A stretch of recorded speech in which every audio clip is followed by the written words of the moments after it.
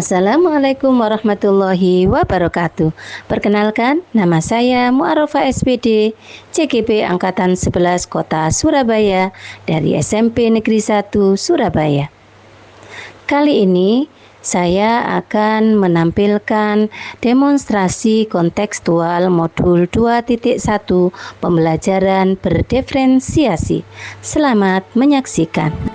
Sebagai pengantar dalam demonstrasi kontekstual modul 2.1 pembelajaran berdiferensiasi, izinkan saya menyampaikan pemikiran Ki Hajar Dewantara. Serupa seperti para pengukir yang memiliki pengetahuan mendalam tentang keadaan kayu, jenis-jenisnya, keindahan ukiran, dan cara-cara mengukirnya. Seperti itulah seorang guru seharusnya memiliki pengetahuan mendalam tentang seni mendidik. Bedanya, guru mengukir manusia yang memiliki hidup lahir dan batin. Selanjutnya, pertanyaan-pertanyaan pemantik inilah yang akan menjadi landasan kita dalam pembahasan demonstrasi kontekstual modul 2.1. Yang pertama, apa konsekuensi dari keragaman murid-murid yang ada di kelas saya? Yang kedua, bagaimana saya dapat mengelola kelas untuk memenuhi kebutuhan belajar murid saya? Yang ketiga, apa yang saya ketahui tentang latar belakang murid saya, pembelajaran yang telah dilakukan oleh mereka sebelumnya, dan perkembangan keterampilan mereka? Empat, apa yang saya ketahui tentang minat murid saya di sekolah dan di luar sekolah, motivasi dan tujuan mereka? Yang kelima, apa yang saya ketahui tentang profil belajar murid saya? Yang keenam, bagaimana saya bisa menggunakan informasi tentang minat, kesiapan, dan profil belajar murid saya untuk membantu saya merancang dan melaksanakan pembelajaran secara efektif? Fakta bahwa murid-murid kita memiliki karakter yang beragam dengan keunikan, kekuatan, dan kebutuhan belajar yang berbeda, tentunya perlu direspon dengan tepat. Jika tidak, maka tentunya akan terjadi kesenjangan belajar atau learning gap. Salah satu cara yang dapat kita lakukan untuk merespon karakter murid-murid yang beragam ini adalah dengan mengimplementasikan pembelajaran berdiferensiasi. Pembelajaran berdiferensiasi. Pembelajaran berdiferensiasi adalah pembelajaran yang merupakan serangkaian keputusan masuk akal yang dibuat oleh guru yang berorientasi kepada kebutuhan murid. Keputusan-keputusan yang dibuat tersebut adalah yang terkait dengan tujuan pembelajaran yang didefinisikan secara jelas, bagaimana guru menanggapi atau merespon kebutuhan belajar murid, lingkungan belajar yang mengundang murid untuk belajar, manajemen kelas yang efektif, dan penilaian berkelanjutan. Pembelajaran berdiferensiasi haruslah berakar pada pemenuhan kebutuhan belajar murid dan bagaimana guru merespon kebutuhan belajar tersebut. Kita dapat mengkategorikan kebutuhan belajar murid paling tidak berdasarkan 3 aspek. Ketiga aspek tersebut adalah: 1. Kesiapan belajar murid, yang kedua, minat murid, dan yang ketiga, profil belajar murid.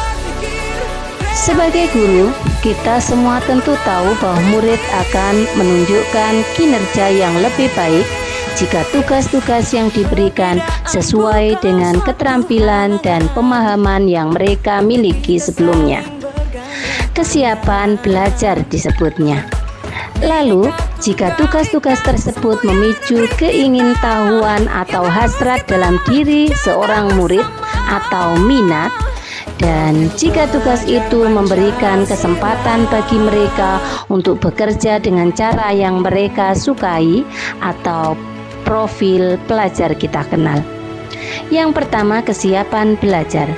Kesiapan belajar adalah kapasitas untuk mempelajari materi, konsep, atau keterampilan baru Sebuah tugas yang mempertimbangkan tingkat kesiapan murid akan membawa murid keluar dari zona nyaman mereka dan memberikan murid tantangan.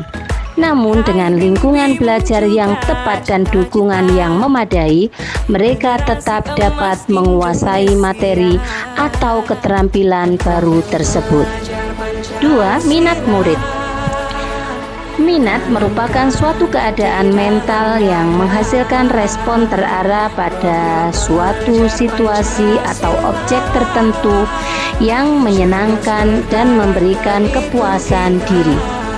Beberapa cara yang dapat dilakukan oleh guru untuk menarik minat murid diantaranya adalah dengan menciptakan situasi pembelajaran yang menarik perhatian murid. Misalnya dengan humor, menciptakan kejutan-kejutan, dan seterusnya. Berikutnya menciptakan konteks pembelajaran yang dikaitkan dengan minat individu murid. Selanjutnya, mengkomunikasikan nilai manfaat dari apa yang dipelajari murid.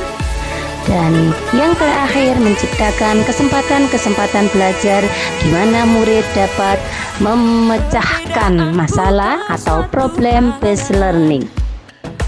Yang ketiga, profil belajar murid. Profil belajar mengacu pada cara-cara bagaimana kita sebagai individu paling baik belajar. Tujuan dari mengidentifikasi atau memetakan kebutuhan belajar murid berdasarkan profil belajar adalah untuk memberikan kesempatan kepada murid untuk belajar secara natural dan efisien. Gaya belajar adalah bagaimana murid memilih, memperoleh, memproses, dan mengingat informasi baru secara umum.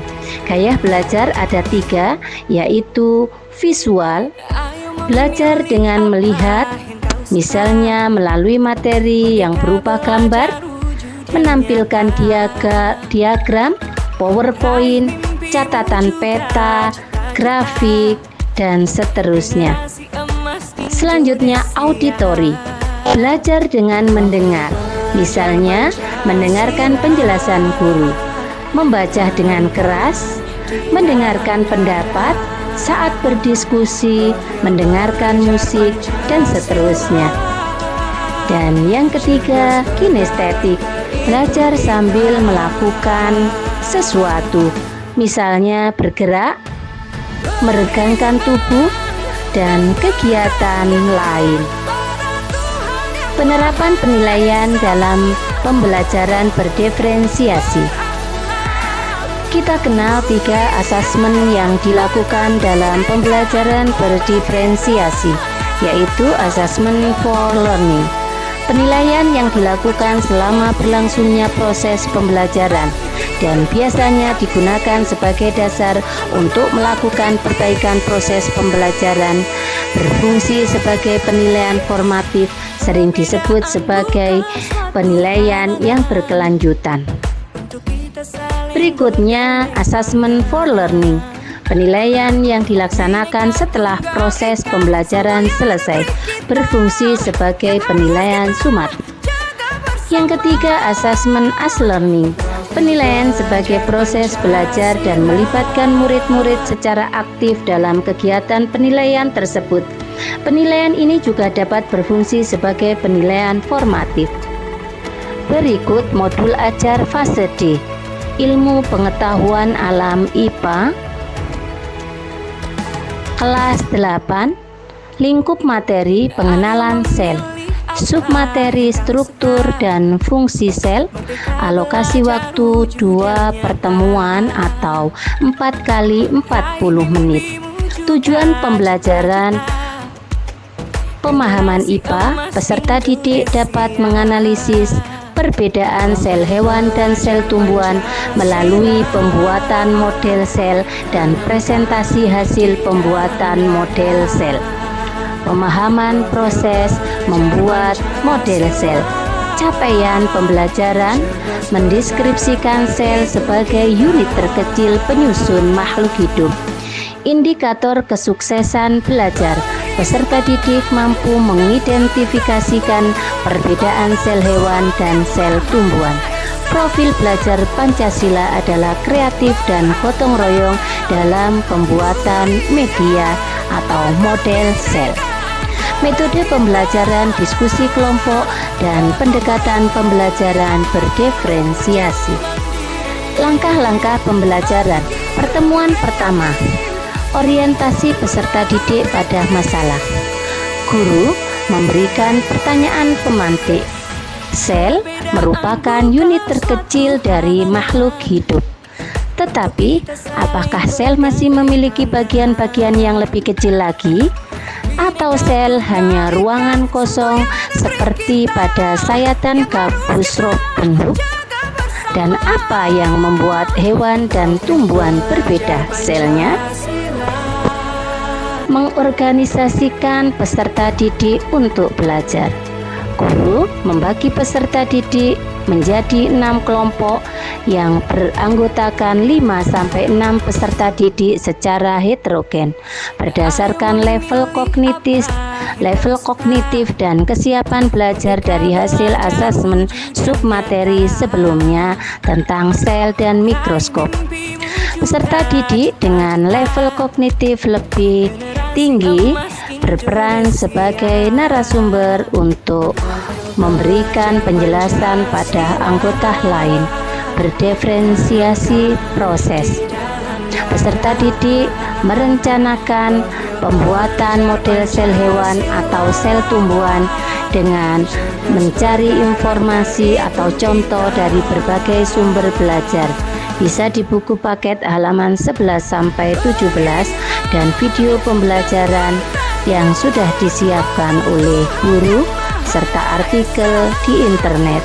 Berdiferensiasi konten. Membimbing penyelidikan dalam kelompok.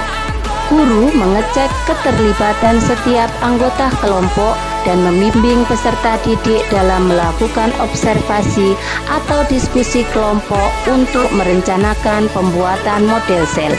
Guru melakukan pendampingan atau pendekatan yang berbeda pada anggota kelompok berdasarkan level kognitifnya. Pertemuan kedua. Mengembangkan dan menyajikan hasil. Guru mendampingi peserta didik bersama kelompoknya dalam membuatkan karya atau produk model sel sesuai dengan minat bakat mereka. Produk model sel dapat berupa poster, model 2D atau 3D, infografis, dan seterusnya, dikenal dengan istilah diferensiasi produk. Guru meminta kelompok model sel hewan mempresentasikan produknya di depan kelompok model sel tumbuhan.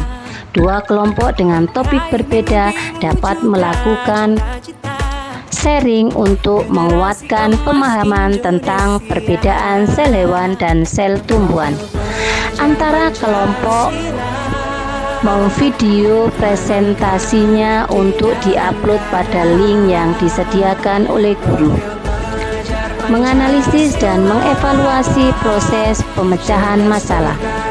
Guru memberikan kesempatan kepada kelompok lain untuk menanggapi penyajian hasil karya kelompok yang melakukan presentasi. Guru memberikan penguatan mengenai perbaikan pengerjaan karya berdasarkan saran dan masukan dari proses diskusi yang dilakukan di kelas. Guru memberikan penguatan materi pada peserta didik secara langsung atau dengan video YouTube yang sudah disediakan. Guru meminta peserta didik secara berkelompok mengerjakan soal yang ada di LKPD dan membedakan sel hewan dan sel tumbuhan. Asesmen dilakukan. Yang pertama, asesmen formatif melalui observasi sikap, kreatif, dan gotong royong. Berikutnya asesmen sumatif dengan presentasi kelompok mengenai hasil proyek yang akan dimasukkan atau disetorkan ke link yang sudah dibagi oleh guru. Selanjutnya, tes tertulis kelompok menjawab soal di LKPD. Dan yang terakhir, tes tulis individu akan dilakukan melalui kuisis. Bahan diskusi, strategi pembelajaran berdiferensiasi apa yang digunakan pada modul ajar di depan? Strategi pembelajaran yang digunakan atau diterapkan adalah yang pertama, diferensiasi konten.